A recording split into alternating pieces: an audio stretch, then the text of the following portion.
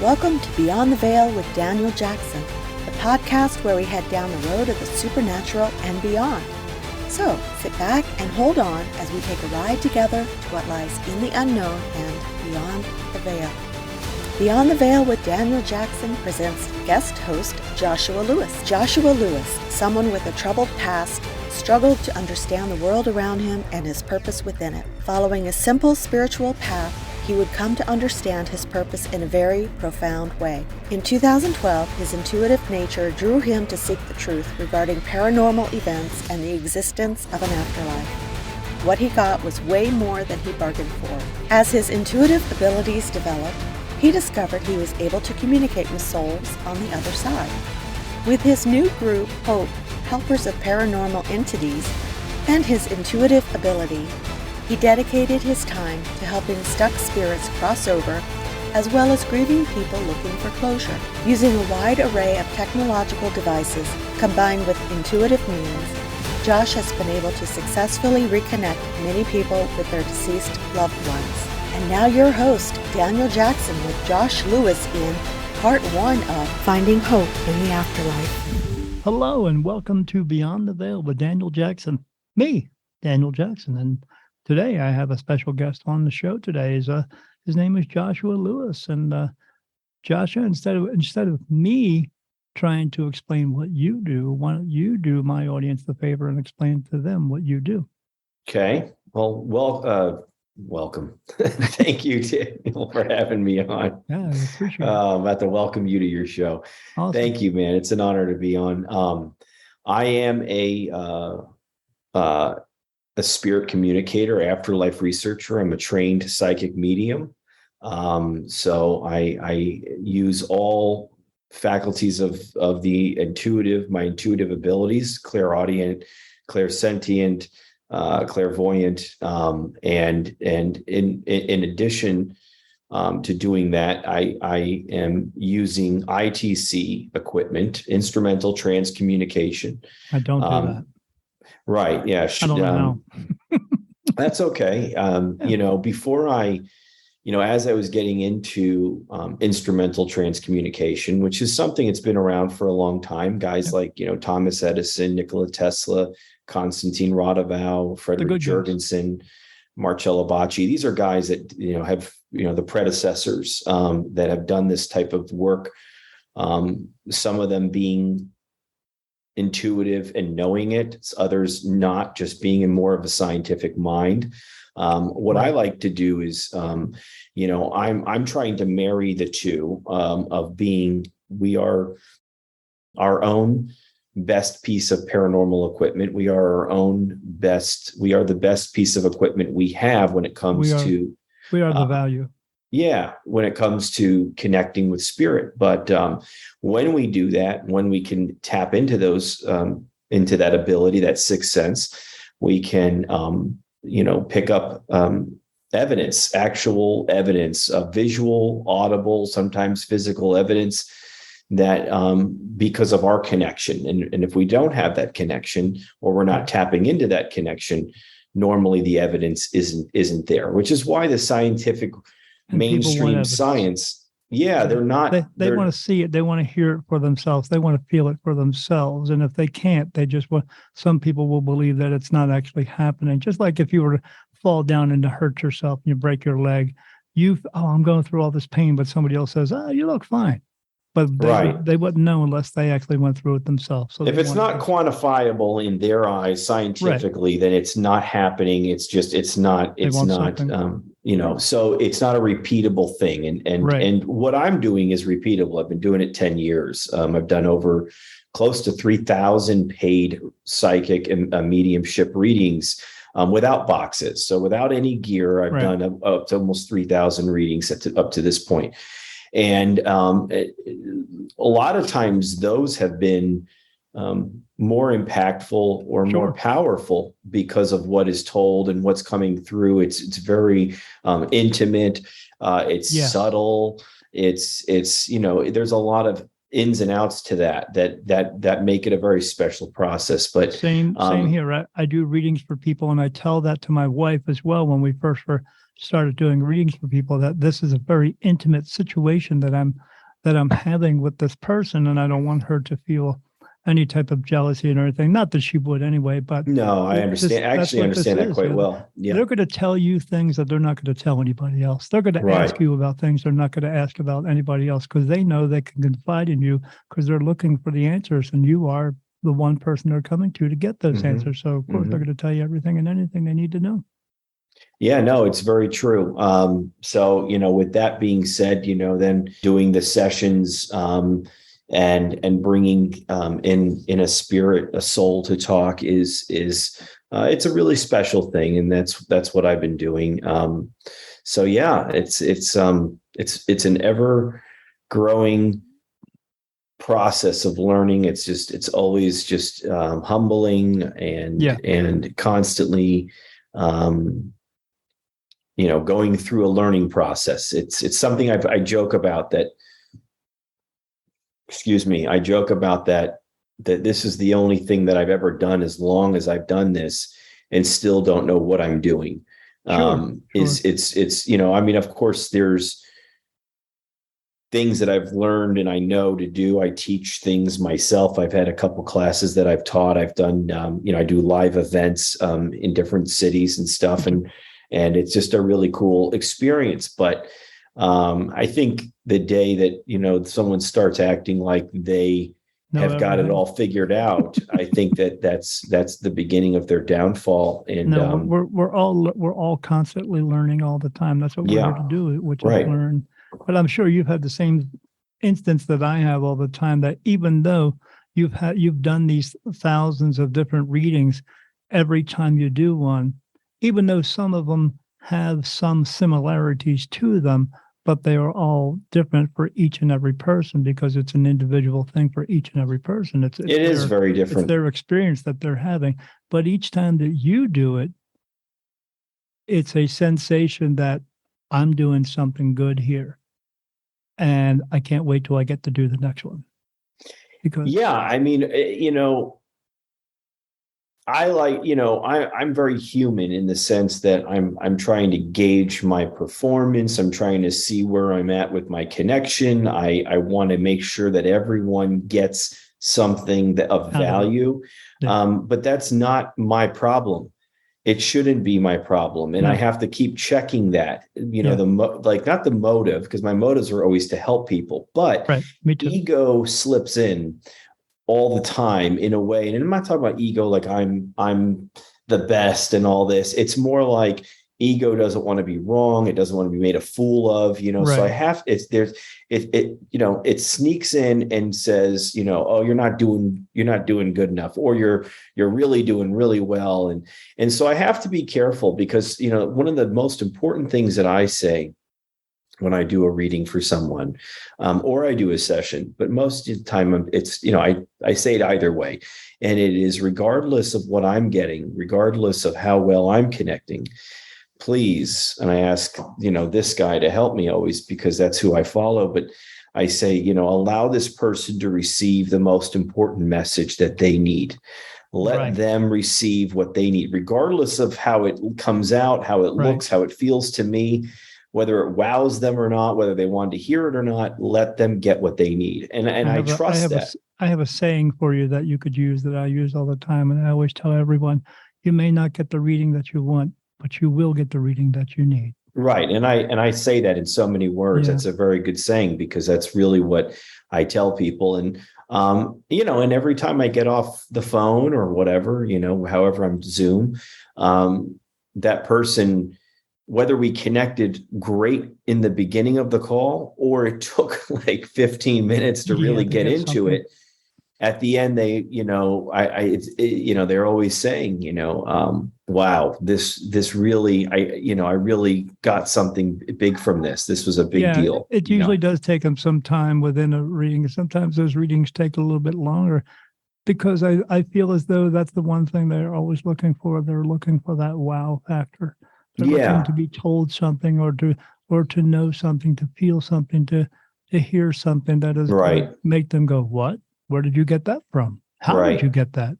And I always say, How did I get that? And they say, I don't know how. And I say, because I can't make this shit up. That's why. That's why. That's good. Yeah. It's the truth. It's true. Yeah. Yeah. Because it's coming from a perfect place. That's why. Yeah. It's coming. That perfect place knows you and everything about you. And, I mean, I say that the information that's coming in has to still go through a couple filters, and the filters are me. I'm the filter as far as we have to interpret it. Who I am, where I grew up, all that stuff. I got to throw out so much stuff or try to bypass those filters so that it can come in as pure as possible, that information. Through. But that's my journey, as far as how I'm. I wasn't born. Well, let me rephrase that. I wasn't conscious of this ability until I was 33. So I wasn't until I was 50. Yeah. So, I mean, that's great. I've seen spirit ever since I was 3 years old. I just never knew why. That's all. Yeah. See, I didn't see that. I wasn't walking around. Lucky you, man. Yeah. I mean, that just wasn't my story. A lot of people see some shit you don't want to see. Yeah. Sure. Well, I mean, there was a time when this came about, and I started to see some things that, there were a lot of beautiful things I was seeing, but there were a lot of, interesting things that were of a different nature. And that was interesting. I don't really see that stuff anymore. It's more of a very controlled. Yeah. It's more of a controlled thing of what I'm doing. I'm not, Teresa Caputo walking around in the supermarket and just going up to people and saying, this is what I see. And you got an uncle here and this and that. I don't do that. I kind of had moments like that. I do that to an extent, but before I walk up to someone, I ask spirit if it's okay for me to talk to them, because as you and I both know, there are people in this world who have different belief systems, different upbringings, different religious beliefs and what have you.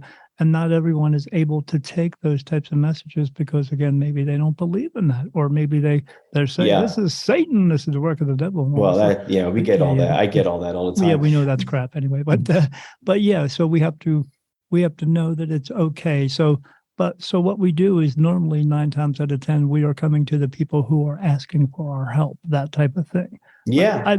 I do see people and I get a message and I will ask spirit, is it okay to tell them something? And then if they say yes, I walk up. But, Yeah. I mean, it's just not, it's happened, rare. It's very rare when a spirit will just come to me and it'll be kind of a random time. A lot of times it's me really, having to focus and sit down to do the reading, sit down to do the session, and then start the visualization process, which is a portal. Yeah, which is a prime. It's like priming the pump. When you're kind of, you're starting to kind of visualize it, and then after visualizing just something, the psychic vision, the psychic energy takes over. Open up your eye and here it comes. Yeah. Here's the floodgates. Yep. Right. Yeah, absolutely. And how long have you been? So you've been aware of this since your 30s, and how old are you now? I'm 41 now. So, 32, 33, 32 is when I started doing paranormal. Yeah, I started doing paranormal research when I was 31.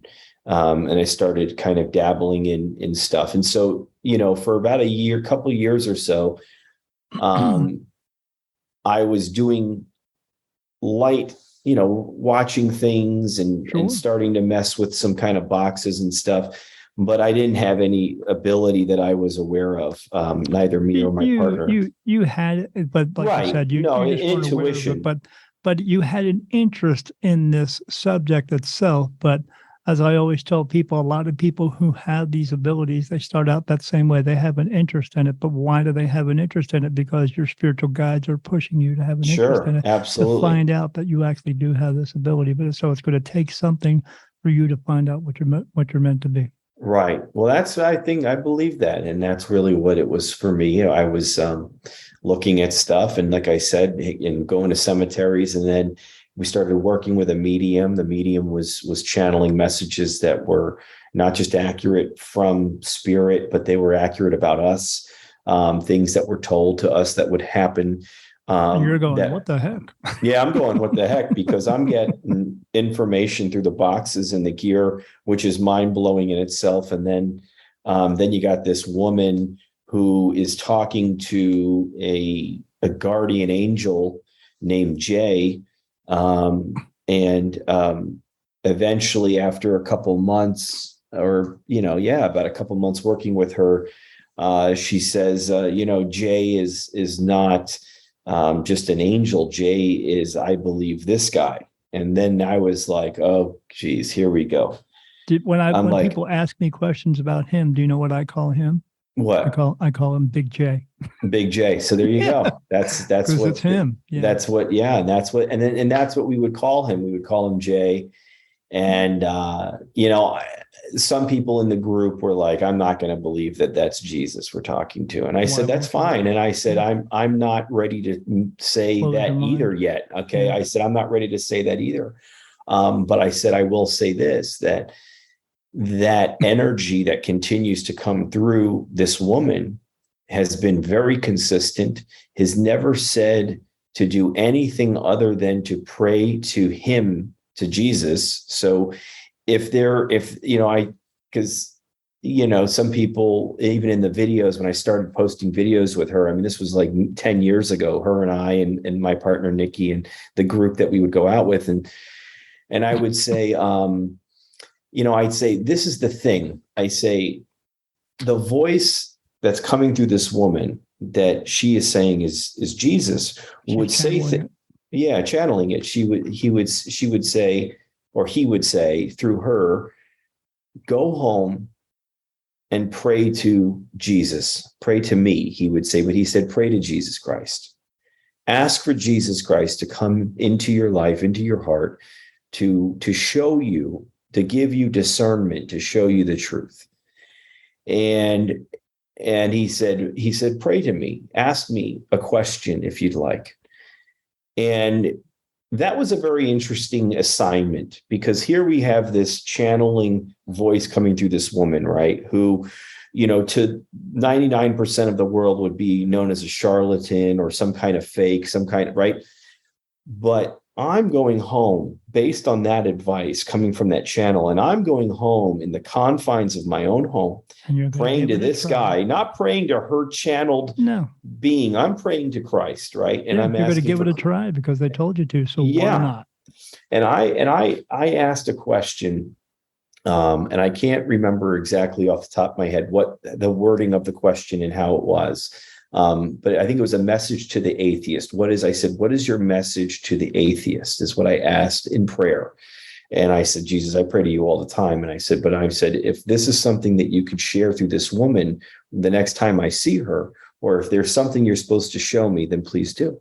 And so I did that. And I got something within me saying, that he's saying that my message is love. My message is still love to the atheist. Love. Right. And so and then the next time I saw this woman, we would always sit before a session or after a session, and I'd say, can you ask Jay if there's any open message to the group?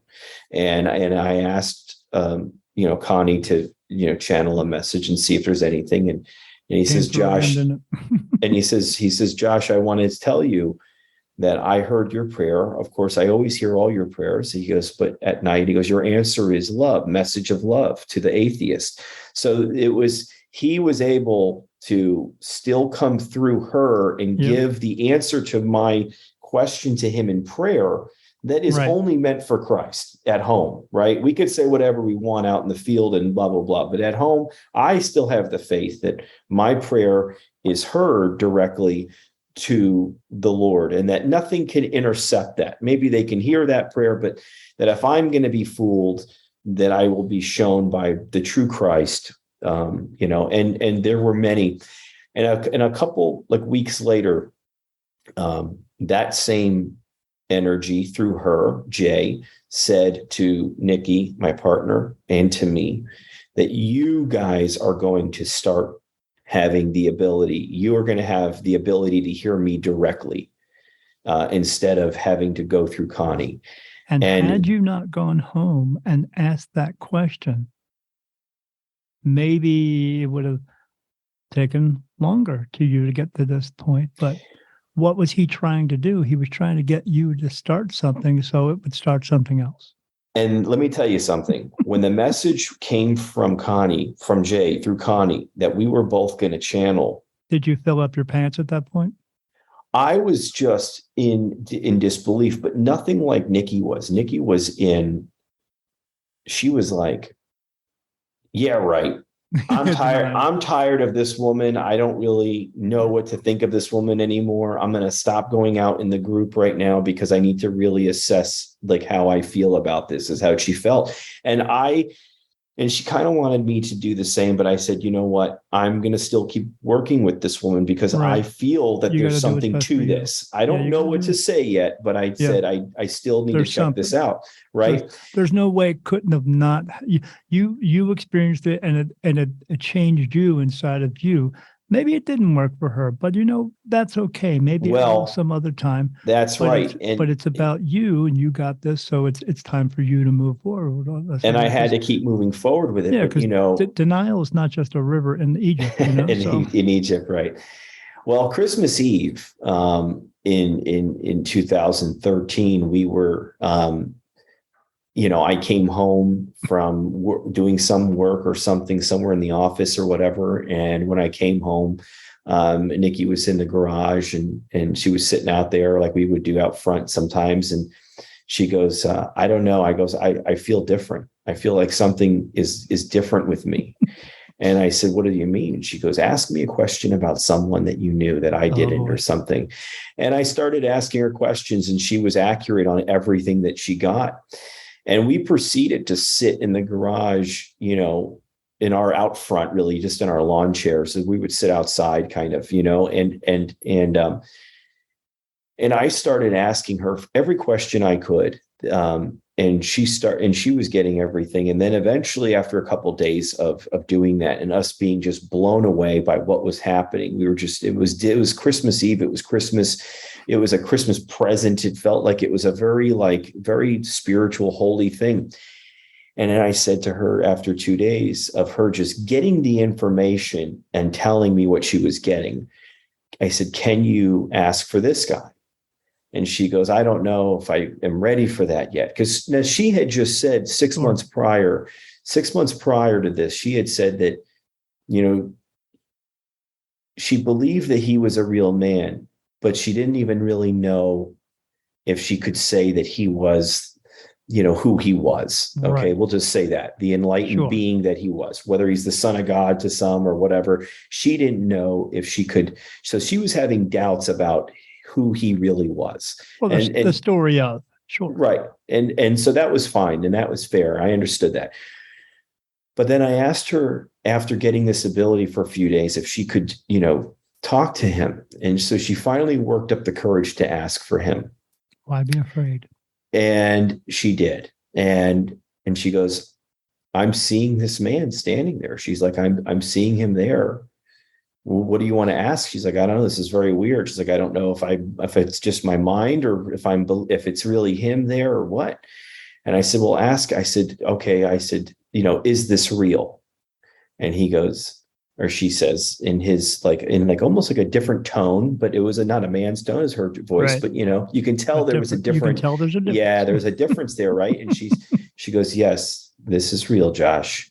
And the way she said my name was not the way she says my name. It was the way he would say my name. And that's almost. The clue right there. And that's the clue, right? And I said, the next question was the most mind-blowing experience, one of the most mind-blowing experiences I've ever had in the 10 years of doing this. And I said to her, I said to him, what are we to take from this experience? What are we to make of this experience? And she looks over, she's kind of staring out into space, staring out in her channeled way. And then she looks over at me and she goes, like she's shocked. And she goes, look what I did to the non-believer. That was his words to me. He proved. Through her mouth. Right. He says, I get chills. She wanted. I get chills, and Yeah, you can you see get the those arm goosebumps. because it's That's still not a nervous reaction. That's your no, soul it's not. connecting with you. It's right. And that was one of the most powerful words that I've ever heard him say to Yeah. me. And he said many words to me. And he says, look what I did to the non-believer, like as if he was bypassing her face, bypassing her to speak to me, going, look at her. She didn't believe in me 6 months ago, and She now does she's now. channeling me. Unbelievable. Unbelievable, man. I love really. how Spirit always tells me all the time, we love a good joke. And that wasn't that wasn't making her a fool. That was building her up. It was validating her and she him needed through to be her. shown a different way. Yeah. You got the message and you understood it, and you found out your way. She needed to feel it for herself, and that's what she got. And that's why he was saying, hey, look what I did for her.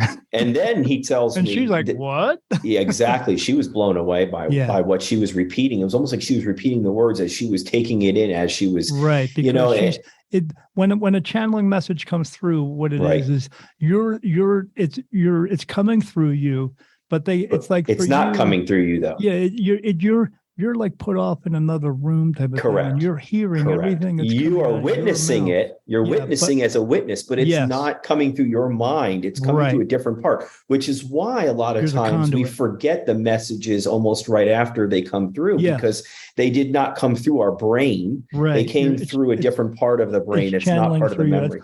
Right. That's why when I tell people when I do readings for them to write it down or to record it, because if you're going to ask me to remember it 6 months from now, I'm probably not going to remember it because it wasn't my message. It's not from me. I'm the conduit here. You're the radio. Yeah, and I don't remember all the things I hear through the radio, the TV, right? So that's exactly right. I give the radio thing for people with what we are doing here, more or less, without the soul type of thing. The soul is the power for the body. It's the radio and the battery. If you don't have the battery and the radio doesn't work. So right. Yeah, it's the same thing. We are spitting it out, but where's it coming from? It's coming from somewhere off in the distance. Even we're part of it. Even guys like quantum. Even guys that I know that are quantum physicists. They talk about, the heart being the receiver. And then other gurus talk about that, as far as, so we know that the heart and the third eye, pineal, the medulla, these are all receiving points. And it's all part of the system. I know that, shortly after that message came through, I was told, through her. So Connie said, Jay used Connie to tell really Nikki that she was getting the ability. Then Jay used Nikki to tell me that I was getting the ability. So this one single energy, enlightened being, was using multiple people to, as a transistor, as a radio, to say, come through and give these messages. And get the signal out. And so he tells me that I'm going to get it. And in about a month goes by, and I'm kind of frustrated because I was told I was going through a purge of ego. And it was a really difficult time for me, that month leading up. Ego death. Yes. And I'm going through many. I'm always going through it. And once it dies, I go through another one. So it's we are taught this ego our entire lives. It's going to take some time to get that out of you. Oh, it's beautiful, isn't it? It's so humbling and beautiful, man. Oh man. But it's beautiful. No, it sucks. And it's a beautiful suck. It's a sucky beautiful. Do you know why the sucky part is? Unfortunately, because we believe them. We believe the ego? Yeah, we believe the people who are teaching us that. That it what? That these things were important. Oh, right. Yes, right. The material, the status, the looks, I always tell people all the time, we don't need 6 cars and 7 houses and 10 boats. What we need to have faith. We need to have faith in ourselves. A workable faith, a faith that is workable. We've lost that faith in ourselves because society tells us not to have any faith in ourselves. It's brutal, man. It's brutal. I'm dealing with my daughter who is 10 years old and going through things right now that are, I've worked on a lot of trauma for Oh, me yeah. as far as childhood trauma stuff. Sure. That, I was a very I talk about it in my book, that I was very sensitive. I was very, just I was a kind kid. I didn't want to fight with people. I didn't want to get, in the mud. I didn't want to be. I was a very sensitive, artistic kid, and I was bullied early on, and You know why you, but you know why you now you know why you are sensitive. right. And what was I thought because of him being in you. Right. And that was the thing, is that I felt that was my biggest weakness. And of course, now it's my greatest strength, but it's that took a long time to get to that point, and a lot of falling down. So I see my daughter now starting to go through it at 10 years old. And it's kind of like, it's a little bit triggering for me in a way, because I've dealt with so much of the trauma. I've dealt with that stuff, and I've learned to work through it, but that's for me. And so even though I've worked through that, it doesn't make it, it makes it a little bit easier, and I know how to deal with it, but I'm seeing it happen to her, and I'm going, all right, so now I got to kind of really tune into that again. Right. You got to think of a way that it's going to work for her being a child and not being an adult to deal It's with. one thing to come full circle and come through that as an adult, and you can talk about that, but to say that to a 10-year-old that's in the middle of it. Yeah. Right. So I'm, that's the easy. thing, but yeah, so there's a lot of that maybe it's just a lesson for you to learn as well. Oh, I'm sure it is. I'm sure it is, sir. We're going to learn some lessons, fulfill a purpose, Yeah. Right. Yeah. So you've been doing this for 10 years now, and close to, yeah. And you've been doing readings for people. But tell me about these technologies that you've been using. Tell me. I have a story with when I was finding out that I was this as well. My wife went away on vacation for 2 weeks, and for those 2 weeks, I saw everything. I see spirits, so I saw everything imaginable you can think of that was in a scary movie for 2 weeks. Like 7-foot skeletons walking around the house, and green and red mist pouring out of the walls with these skulls coming out with red eyes and fangs and all this crazy stuff. And so I ended up having a paranormal group come to the house, and they used all the little boxes with lights on it, little wires sticking up from it. And they said, oh, spirit, they make static electricity. He rubbed his hand on my couch, and he waved his hand, and they all lit up and stuff. And they took digital photos around the house. Like every time they took a picture of me with someone else or by myself, there was like 15 or 20 light orbs completely surrounding me. But when they took a picture of somebody else, nothing. And then when I would walk through the doorways, and all those little boxes would go bloop and light up and stuff. And I'm looking back at everybody else, and I'm going, what the heck? And they're going, I don't know. And they come through, nothing. It was when they used that spirit box that really threw them for a loop.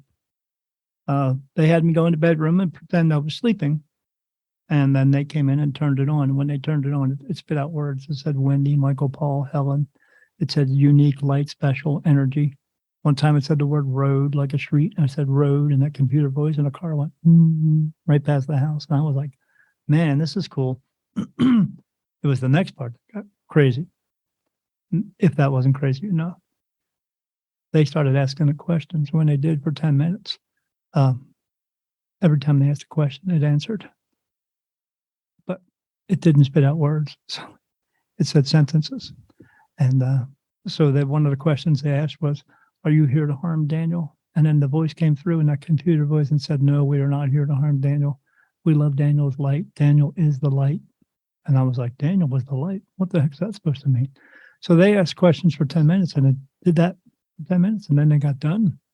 They walked out of the room. I got up and walked out and said to my wife, what's going on? What are they talking about? She said, I don't know. They turned around. I said, hey, you got all that information. Now, you know what the cool part about that whole thing, the whole experience was? My wife and I had been going through this for about 6 months and seeing all this stuff because she came back from that vacation, and I told her about my adventure. She told me about hers, but mine were apparently more exciting. So she thought I was going crazy because I'm diabetic, and maybe my medicine was causing me a psychosis while I was seeing all these things. But I'd been seeing my entire life, but not this condensed. So when they were there getting all this information, they were witnessing it too. They were getting the proof too. And then that told me I'm not crazy. they're getting the same thing. They're seeing these same things that I'm seeing. So this is a documented thing. So I know I'm okay, but I want them to tell me how to fix this, but they can't. So they turned around and I said, "You got all that information, right? That was really cool." And he said, "Well, yeah, but there's an issue, Mr. Jackson." I said, "What do you mean?" He said, "Well, whenever we use that box, we can only get it to say a word or two. It never says sentences." I said, "But it did. But it told you all kinds of things." And they said, "Yeah, well, we got to figure that out because we're not used to that." So they left my house and they were supposed to come back 2 weeks later with a big reveal. They never came back. They broke up on my front lawn. They when I finally got a hold of them 6 weeks later, they told me that they don't get that kind of information from one house. It takes like 10 or 15 to get all that information they got from me. And I said, "So are you going to come back?" And they said, "No, my team broke up. They're too scared to come back in your house." He said, "I'm too scared to come back in your house too, because even though it wasn't harmful stuff we heard, but it was a lot." And I said, "Well, that's my life every single day. And it's been that way since you left. And it's still that way today because they talk to me so much." But yeah, they never came back. That's interesting. They broke Crazy. up. Well, I don't know what that but means. the documentation part, that's the part. What you do is showing proof, correct? That it's real.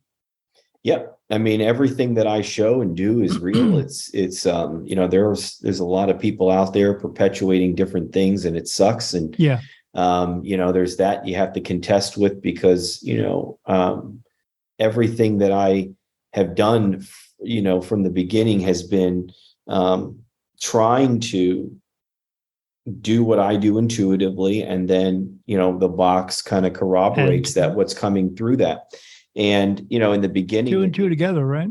Yeah. I mean, I was doing that with the woman, Connie. And so that's how I knew that this is possible because I was already getting stuff to the box. She's getting stuff intuitively. Then all of a sudden, it's matching up and then we're getting stuff intuitively and the box is matching up. So, now it's advanced. It's very advanced ITC to the point that, and I reach out to well-known people too, a lot of people will kind of poo-poo that, or they'll say, they'll kind of be like, that's for getting views and things like that. That's got to be fake. They think you're trying to get ratings and all that. Why would these? Well, I want people to see it, right? Yeah. I mean, I want people to see this work. Those people, the reason I'm doing those sessions is one, I have to feel like I have some connection to them. I feel like I either follow them, like them, the movies, or some kind of, I have to feel something. Yes. But these people, the people that are following me are requesting these people for me to do. They want to know. They want to know. And I do it with nothing but love and respect. And I think that's why I get such great results from the people I'm asking for, because they know I'm going to do a very, in a sense, professional, thorough job and that I have respect about, what I do. You're doing it for the right reasons. That's how I feel. So, and the evidence is showing that. What I think is interesting is that I too can think just like the skeptic or the people that would say, what does this guy think? He's not a nobody, but he's someone that no one knows really other than people that are following him. He's in his house. He's in his, his office, spare office. Why would this well-known person want to come talk to him? Why would this person want to come talk to him? And so that I can totally get. I understand that completely.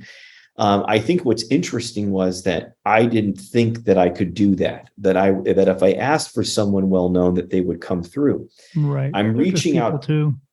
The what? Of course they are, but just like us, they're people. Yeah, but you don't know what exactly. I mean, when I was how far their ego went. Yeah, and I would say that when I was reaching out to people's loved ones, I needed them to be with me. I needed to be on the phone with them. I needed to have some kind of connection with that person in the moment, talking to them. And then, we would ask for their loved one to come through in a psychic reading or even through the box. And all of a sudden, the answers were right. They were accurate. The voice would sound similar, or something would happen that would be undeniable. Do you try to make them feel that you're coming in there not just to get results, but you're also coming in there because you're trying to help them.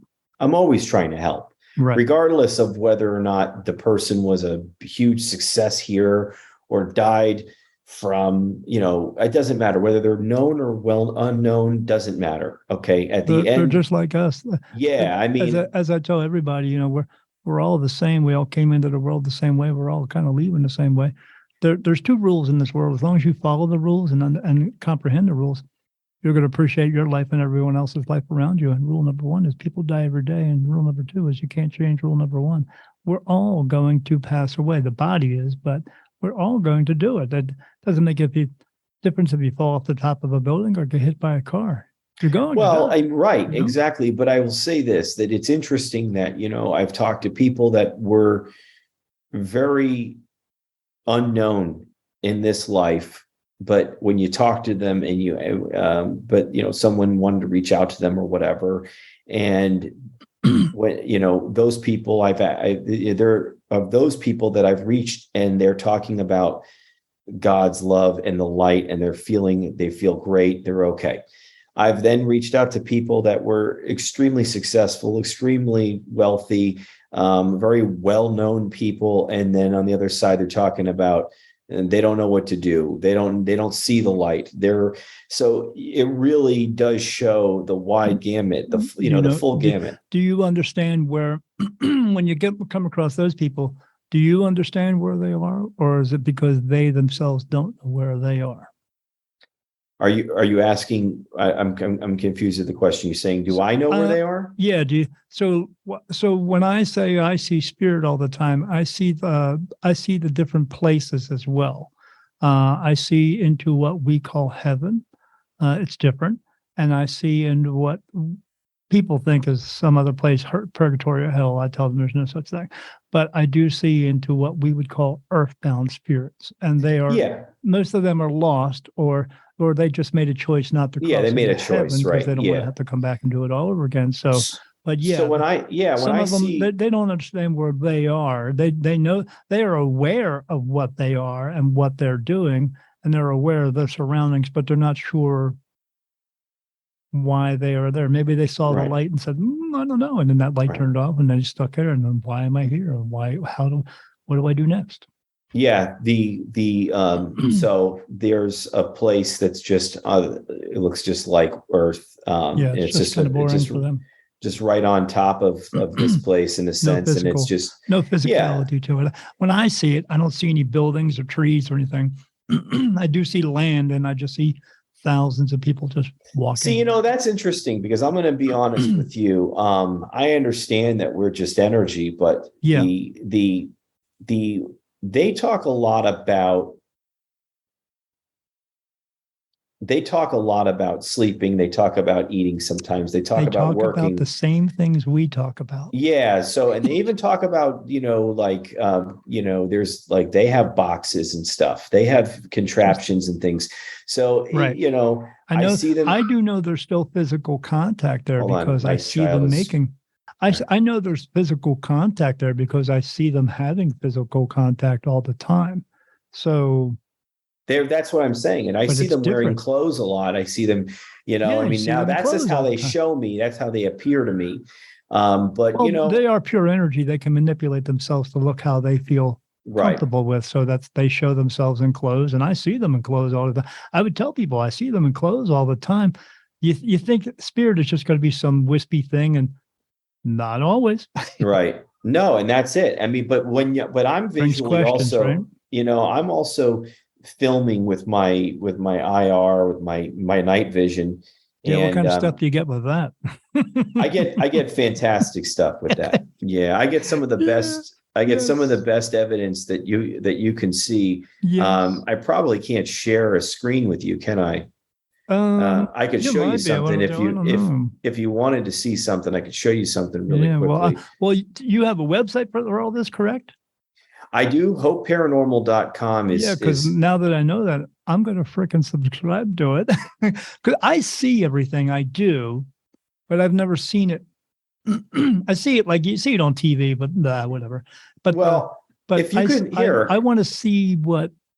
I'm check this definitely out. interested. Let's see if we can. let's see if we can. I want let's to see if I what can- you're picking up, because I know what I pick up, but when I try to explain that to someone, they just don't understand, because we've been taught that when you go into spirit or into the spirit world, you have nothing but I try to tell them there's stuff there, but it's just different. Yeah, I see it as It's I do different. see buildings, I do see stuff, I see trees, I see those things that are there sometimes, and then of course higher realms are Yes, different. when I see into heaven, I see buildings, I see people, I see women walking around in these Elizabethan type dresses, and I saw one Yeah, walking with I a caught a child, and picture of that he the had other on day. short pants, and I Yeah, had a I woke up in the middle of the night to my book, and there was my cat was laying on bed with me, and I had a small child laying on the bed. He had a little pantsuit on, a little hat on, and he was petting my cat. And his mom, I could hear his mom talking to me. It's telepathy because I can hear it all. And she's saying, "Come on, we gotta go." And he's like, "But Mom, I'm petting the cat." She's like, "We gotta go, honey."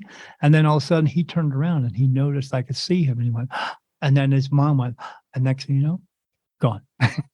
wow, And I wow, was like, that's really darn it.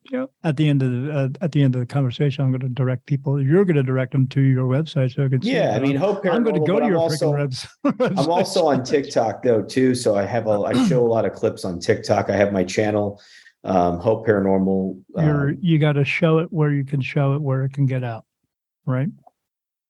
Yeah, I show it where I can show it. Yeah, I mean, I Yeah. have the channel. I have I want to see it. about 350,000 on TikTok, and I've got about 120,000 on YouTube. So Somebody's listening. yeah, someone's listening. Yeah. So Yeah, it's that's cool. good. It's been nice to be able to, a lot of people, do, leave a lot of crazy comments, that they don't believe it, but there's so many that do find it that can just watch and just can tell that what I am sharing with people. I try to make it as transparent as possible for people there's to people see. out there, even though, so as we know, doing this, especially because, when you are letting people know that this is what you do, this is basically us in our sense of the way coming out of the closet. We are telling people, Yes. okay, this is what I do here. Yep. But even when you do that, people are still going to go against it because they just can't believe it, even though they ask for proof. And I give them an analogy all the time to look for proof that they want to look for, they want to see. And they say, well, how do I do that? And I say, you cup your two hands together, and in that cupped hands, look inside of there and show me love. And they say, oh, I can't see it. And I say, okay, show me anger. I can't see that.